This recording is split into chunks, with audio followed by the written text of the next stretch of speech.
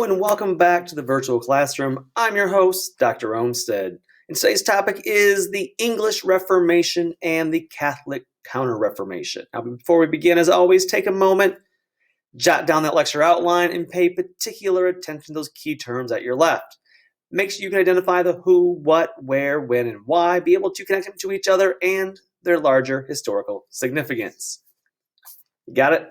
Let's get started. Now, last time we were talking about the Reformation. Of course, it started with Martin Luther, and again, obviously he's not the only beginning of it, but generally accepted. In 1517 with his 95 Theses, and as it begins to spread throughout Europe, it takes on different forms and manifestations in different areas. We talked about things like obviously how it impacted the Holy Roman Empire and what is Germany. Talked about how it impacted Sweden, and of course we already mentioned how it does not largely reach into France and Spain. But it will take a little more time in it, and we mentioned, that one of the things that happened was people left Geneva, right, with John Calvin, and they began to take the ideas and spread them elsewhere.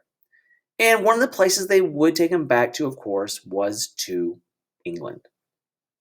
And England is going to experience their own very unique form of Reformation. And then at the end, we'll go back and talk about the Catholic. How do Catholics respond to all this, besides, burning people at stake? Now, so when it comes to the English Reformation, we have a couple things we need to look at here. First of all, the importance of William Tyndale. Now, William Tyndale becomes very important, in large part because, very significantly, in 1526, he will translate the Bible into English. Now, he's a humanist, and as a Christian humanist in the Northern Renaissance, he believes that we should essentially democratize the Bible. People should be able to read it for themselves. And so in 1526, he will translate the Bible into English. And seriously, guys, this is one of the most important people in religion history. And because you realize that religion plays such a big part of culture and society, he is an incredibly important person in history. Why? Because this Bible, the Tyndale Bible, will become the basis in 1611 for the King James Version that is still used by many churches in the United States today. And yes, there's some issues with the King James Bible, many actually, but number one being that it was not necessarily translated from the original, it was actually translated in large part from Tyndale. But this sets up an incredibly important piece of information. Now, in addition to that, the other big issue, of course, is that by translating it into English, he is creating a situation now where any literate English person can read the Bible for themselves. Again, this starts taking power away from the church. Now, Tyndale himself would be hunted down and executed in 1536 after thousands of English Bibles had made their way into England. Because back in England, during that time, only Latin or Greek, the true religion, true languages, were actually allowed in there. Tyndale had also refused to recognize Henry VIII's leadership of the Catholic Church, of the Anglican Church. Speaking of him, we do need to talk about good old King Henry. Now, King Henry VIII, who's going to reign from 1509 to 1547, is the second of the Tudor monarchs. Now, early in his life, he was a very staunch conservative Catholic and extremely critical of Lutheranism. He's against the Protestant Reformation, very much so. And he will support Catholicism and the Pope in his work, the defense of the seven sacraments. Remember that Luther only believed in two. And he's very critical of Luther's views. For this criticism of Luther, the Pope will award Henry VIII the title Defender of the Faith, and will give Henry quite a bit of autonomy to run his country away from the Pope's rule. Wow. I got a feeling this is going to come back to bite the Pope in the butt. Let's find out, though. I'm curious now. I mean, you give up autonomy to the king and expect nothing bad in return? Who knows? Anyway, so since the 14th century, the English Catholic Church had been already had a significant degree of autonomy because, again, part of the reason is they're an island nation. It's hard to get there, and thus the Pope kind of, yeah, just do your thing. We're good. So what do I mean by autonomy? Well, the kings had the power to appoint bishops. Remember, this was a big deal for France, right? That when they finally got the power to do that in 1516 with the Concordat at Bologna, right? This was a big thing. This was an incredibly giving power to the actual countries and to the kings. And so this was a big thing that long had England had. But everything changes because Henry's wife, Catherine of Aragon, could not and did not conceive a son. She would not give him a male heir. And quite honestly, she actually had she was pregnant 5 times, and only one survived. And it was Mary, a daughter. And the problem is, Mary was betrothed, pledged in marriage, to the Dauphin of France.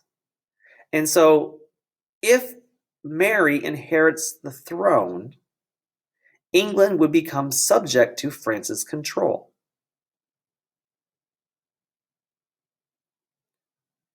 Wow. This is a problem. So he has a daughter who's already betrothed to the Dauphin of France, which means that once they marry, England becomes subject to the French. That's a pickle.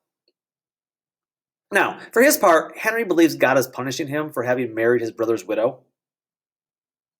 Yes, Catherine of Aragon was actually his brother's wife. Now, his brother had died, and there is biblical precedent, so don't criticize him too much. There is biblical precedent in the book of Leviticus. It's in the first 5 books of the Bible, the Pentateuch. And it does reference in there that, if your brother dies, leaving no children, it is your job as his brother to take his wife and to bear children in his name. That is actually in the Bible.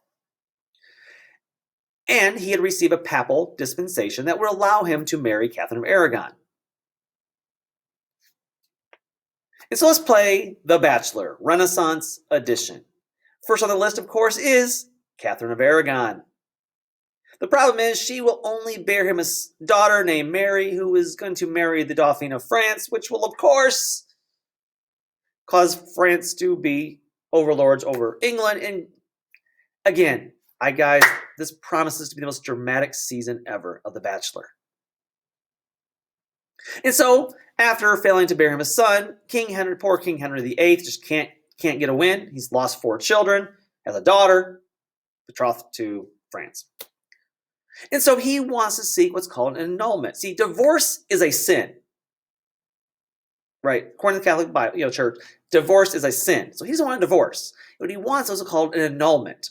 An annulment is one of those things that usually you only get like in the first 8 days where you're like, oh crap, I went to Vegas and got drunk and got married. And so we're going to get this annulled right now. So it never really happened in God's eyes. Because we're going to say that the church, the clergy is going to say, it was a mistake. God understands. You know what? It never happened. God won't even remember it. Don't worry. And so now, because that Mary's born and is the only child, King Henry does not want to sin. So he wants an annulment from the Pope after years of marriage. So he can dump wife number 1 and instead marry the beautiful mistress, Anne Boleyn. You did hear that right. She was already his mistress. Now, few problems here. See, Catherine of Aragon was actually Charles's aunt. The annulment would make her an adulteress. And the Pope was willing to actually meet with, the king's representatives to discuss the issue. However, Cardinal Wolsey speaking on behalf of Henry, realized that the hearing would not turn out in Henry's favor, and thus he tells Henry, yeah, the Pope's not going to give you an annulment. It's just not going to happen. Sorry, man. And so, not to be dissuaded, Cardinal Wolsey is replaced instead by Thomas Cranmer. There we go. So here's Catherine of Aragon, if you want a little better picture of her. Here's Thomas Cranmer. He's the Archbishop of Canterbury. And he takes over for Cardinal Wolsey after Cardinal Wolsey informs bad information to Henry that, yeah, the Pope's not going to decide in your favor. So Thomas Cranmer comes in and says, hey, I'll tell you what. He's right. I mean, Cardinal Wolsey's right. The Pope is not going to decide in your favor. But I got a better idea for you. This is kind of like your best friend telling you you should date both girls and never tell each girl about it. Yeah, don't ever do that. And so Thomas Cranmer comes in and says, okay, 1533, hey, Henry, I got a deal for you. See, the problem here is not the Pope. I mean, yeah, the Pope's a problem, but we're going to deal with that. The problem is divorce is a sin, and you want annulment. But what if, now go with me here, what if divorce wasn't a sin? And Henry's like, whoa, wait, hold on. I don't get it. Divorce is a sin. That's what it is. But no, hear me out. Cranmer says, what if you, King Henry VIII, were in charge of the church? Then you could make your own rules. That's interesting. You mean I would be Pope? No. You're not going to be Pope. What you're going to do is break away from the Catholic Church and start your own version of the church here in England. I mean, think about it. It's all the rage right now. The Protestant Reformation. You start your own Protestant sect. You can do however you want to. You can make it as Catholic as you want to. You make your own church. But the difference is you don't have to follow the Pope's rules anymore. You can make your own rules, and therefore you can then divorce your wife that you don't like. And you can marry your mistress, who you do like.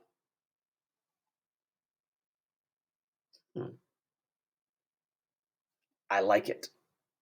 And so King Henry VIII decides to pass the Act of Supremacy in 1534, which officially makes the king the head of the Church of England, aka the Anglican Church. So Henry will break away from the Catholic Church in 1533. He will have already secretly married Anne Boleyn, who was already 6 months pregnant with a daughter, Elizabeth. So she's already pregnant, so this is a great deal for Henry. Henry breaks away from the church, starts his own church, the Church of England, aka the Anglican Church, and passes the Act of Supremacy in 1534, which officially makes the king the head of the church, which is fantastic. Henry gets everything he wanted, and he gets to claim those Catholic lands that the Catholic Church held, which is about 25% of all the land in England the king gets to claim for himself. This doubled the royal revenues and helped build up the military that will be used to kick Spain's butt in a few years. Wow. Why didn't he think of this sooner? Good old Thomas Cranmer. What could possibly go wrong? And so the nobles were able to purchase land, monasteries were closed down, and all the king's subjects now had taken an oath of loyalty to the king, who is now the head of the Anglican Church. So now you're mixing both religion and politics again. I'm sure nothing bad will ever happen as a result of this. Did I mention to you, I'm sure I mentioned it to you briefly, that when Anne Boleyn was 6 months pregnant, that she was pregnant with a daughter. Yeah, so here's Anne Boleyn, secretly married in 1533. She's 6 months pregnant. She will bear a daughter, Elizabeth. And because she won't bear a son, the king says, you know what? I'm done with you, my former mistress. I need someone new who will bear me a son. And so she'll be executed in 1536. Because ostensibly, because she had an affair with somebody else. And so Let's see. Back to my bachelor. Who's up next? Here we go. Henry's third wife, Jane Seymour. She would have a son, Edward. Unfortunately, she will die from complications in a future childbirth. Now, Henry cannot be left alone. I mean, he just got so many wild oats to sow. And so enter wife number 4, Anne of Cleves. She's German, not the prettiest, and as a result, they will get divorced. And so enter wife number 5, Catherine Howard, 30 years younger than Henry. She also cheated on him and was executed for it. I'm starting to wonder if there's a pattern here. So enter wife number 6, Catherine Parr. Well, she was the last. And she will actually outlive King Henry. And so welcome and thank you for participating in this season of The Bachelor, the Renaissance edition. Nonetheless, we have a problem now. We have 3 kids. We have Edward, so hey, the son, the heir to the throne. And we have 2 daughters now vying for this affection. But please note, this is a list here of all the children who were supposed to be born to King Henry. No wonder he thought he was cursed. Look at that list. Seriously. That's a whole lot of children who didn't make it. Even that for that is sad. Now, here's the thing. So Henry dies, and in 1547, the son, who is the last born, will become the king. The problem is, he's only stinking 10 years old when he becomes king. And so basically those who governed on his behalf, however, were strongly Protestant. And so England will begin to move toward Protestantism by adopting Calvinism. And so they institute many new practices, things like clergy can now marry. They removed some iconic images from the church that they were thought to be idols. One of the big complaints of the Catholic Church, they have statues and paintings, and those are considered idols. They would expand communion to the laity. And then, of course, they brought in some new doctrines, things like salvation by faith alone, denial of transubstantiation, and there's only 2 sacraments, baptism and communion. Boy, that sounds an awful lot like Martin Luther, right? Unfortunately, this is a very short reign. As you can see the dates on the screen, his reign is only from 1547 to 1553 because he's going to die at a very young age, a very premature death. Just as the country is moving more Protestant, what could possibly go wrong? Oh, wait. Next up in line is the oldest child, Mary Tudor, who, of course, is the daughter of Henry and Catherine of Aragon. And she had earlier married Philip II, future heir to the Spanish throne. So the betrothal to France didn't go through. And so she instead had been married to the future heir to the Spanish throne. And Mary is, big surprise here, staunchly Catholic. So we went from breaking away from the church, the Catholic Church, to a move toward Protestantism and Calvinism. Now we're going to take a sharp U-turn and go back to Catholicism. This won't upset any people or cause any problems at all. So Mary's first thing she does is rescind all legislation of Henry and Edward's reign that moved towards Reformation and Protestantism, seeking to reimpose Catholicism, creating what are known as the Marian Exiles, named for Queen Mary, as Protestants begin fleeing England to avoid persecution. More than 300 people will be executed, including bishops, including Archbishop, our old friend Thomas Cranmer, leading her opponents to dub her Bloody Mary. Also, I hear a good drink. Never had that, actually. Now, her reign will be over in 1558 for 5 short years. She's out, and we will have that middle child who, for all practical purposes, we call a bastard child. I mean, she was conceived illegitimately as a child of the illegitimate relationship between Anne Boleyn and Henry VIII, while he was still married to Catherine of Aragon. Yeah. But hey, she's known as the quote-unquote Virgin Queen. I mean, just look at those that dress. Never mind. Catholics saw her as illegitimate. Big surprise, right? Catholics see her as illegitimate because she was conceived out of wedlock, and therefore questioned and rejected her legitimacy of inheriting the throne. Big surprise, she was strongly Protestant. So we went from that sharp left turn to Protestantism under Edward to a U-turn back to Catholic under Mary to back to Protestantism under Queen Elizabeth. Now, Elizabeth I, though, is a little different. And she is actually going to usher in what's known as the Golden Age of England. Why? Because while she is heavily Protestant, while she will effectively oversee the development of Protestantism in England, she also believed in what's known as politique. Now, politique is she sees herself as a practical politician who tries to navigate a middle ground between Anglicanism and Protestantism. Remember, the Anglican Church was Catholic, everything but name. Everything they did was Catholic. The big change is King of Divorce.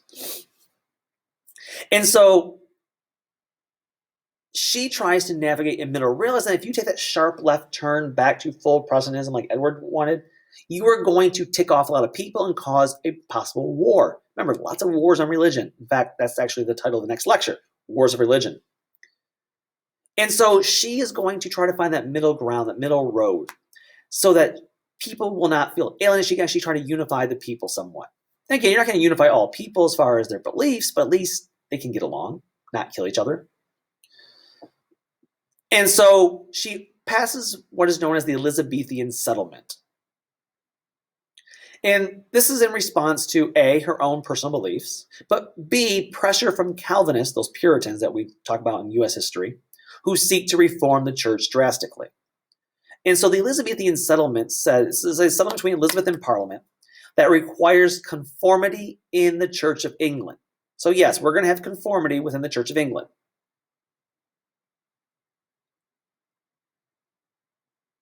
And this was done, again, to provide unity. But when people were in private, you would be allowed to worship. So when people were, in effect, allowed to worship Protestantism and Catholicism privately. So what you do in your own time, that's your business. Now, officially in the church, this is a church country still. We are going to enforce this more Protestant view of the Anglican Church. But privately, don't ask, don't tell. And again, the Anglican Church will largely become more Lutheran in form and function. And of course, some church practices, including some rituals, would still reflect and resemble Catholic practices.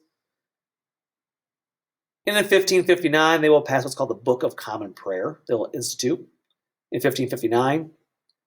And this is the idea, again, trying to create this middle ground. Hey, we'll have this common prayer book, and that we will try to find this middle ground. But again, Catholicism remains, influences remain. The only difference was Catholicism could not be openly practiced now. It was kind of an underground thing. Because the services are in English, clergy are allowed to marry, and everyone is allowed and expected, by the way, you are expected to attend the Anglican Church. So whether you're Catholic or Protestant, you are required to go to church, and fine if you don't. But at least you can practice what you want in private. No inquisition, basically. Nonetheless, in 1563, they will pass what's known as the 39 Articles, which is the defined creed of the Anglican Church, which basically follows Protestant doctrine, but was vague enough to basically allow pretty much any Englishman to do what they wanted. So, yes, this is our official doctrine, but it's kind of worded vaguely so that everyone likes it except for Puritans, who, of course, want hardcore Reformation and want This is the way it is.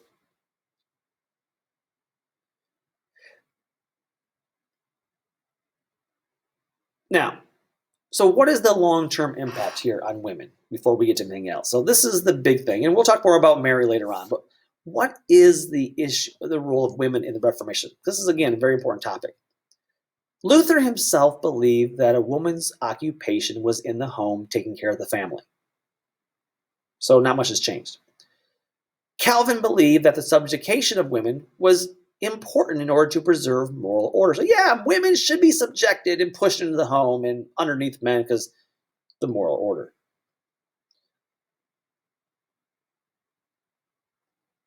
Now, one of the things that did happen though, that much had not changed, right? So they just had the same view as Catholic Church. Women are oppressed. But the one big thing was that the Protestant churches had greater official control over marriage. They wanted more control over marriages to make sure that they're moral and clean. And so they would suppress what are known as common law marriages, that sometimes people, just because they live together for so long, they're basically considered man and wife, or they're married before a local person, not necessarily the church. This was kind of stopped. Again, this is going to hurt the role of women. On the other hand, marriage under Protestantism would become more compassionate. It would emphasize a love relationship between man and wife. Martin Luther and his wife, for instance, Catherine von Bora, were good examples of this view. In fact, Martin Luther did teach that the act of sex within marriage was meant to be an enjoyable experience, not solely just an act of procreation. There was an old Catholic teaching that sex was not really meant to be enjoyable, and that if you do enjoy it, you may be sinning. This act of sex was, again, a teaching of the Catholic Church. The act of sex was meant for procreation, nothing else. Because the whole point of sex is to bear children. And so there would be this term in the Protestant Reformation that the act of sex would be viewed a little bit differently between husband and wife. There would also be an increased emphasis on teaching the Bible, resulting in an increased women's literacy. So even though women are still expected to be in the home and be silent, there is going to be an increased literacy among women. There will also be some schools for girls that will be developed to teach this. So again, there is some positives here, but Protestant women would be further see their roles diminished because there was no role for them in the church. Whereas the Catholic Church, we'll talk about in a second, there's a role for women in the church, but there was no role for a woman in the Protestant church. And so therefore, generally speaking, women gradually would lose more and more rights over their own property. They would lose their ability to make legal transactions in their own name, and women became fully subject to men. Again, two positives were a more loving relationship, maybe, and increased literacy. Catholic women, on the other hand, they would see a little bit more role for women, only because there would be new opportunities to serve in the Catholic Church. For example, Angela Merici, she will found the Ursuline Order of Nuns in the 1530s that will provide education and religious training. This will be approved by Pope Paul III in 1544. What this does, the goal is to stamp out heresy, right? This is the official goal. And this will be spread throughout France into the New World eventually. And then Spain will also have their own version with Teresa of Avila. But the idea is that you're creating a space, an order of nuns. Again, I know there's rules and there's issues, and separate time, separate issue, separate discussion. But the idea that women could have an important role in the church for stamping out heresy, teaching, education, and that Teresa of Avila will actually teach that individuals could have a direct relationship with God through prayer and contemplation. And this applied to women as well. And so even though that they're not being progressive in many areas, the Catholic Church did open its doors to women to serve at a far earlier time than Protestants did. Now, we're going to stop there for today. We'll come back with part B of this lecture, which is the Counter-Reformation. But we'll do that in our next lecture. So until then, because remember, the Catholic Church has got to respond to all this. So until then, take care and bye-bye.